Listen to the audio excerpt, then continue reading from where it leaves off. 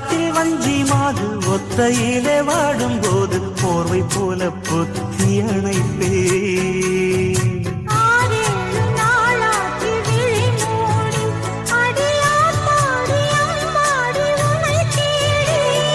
நீதானே மானே என் இளஞ்சோ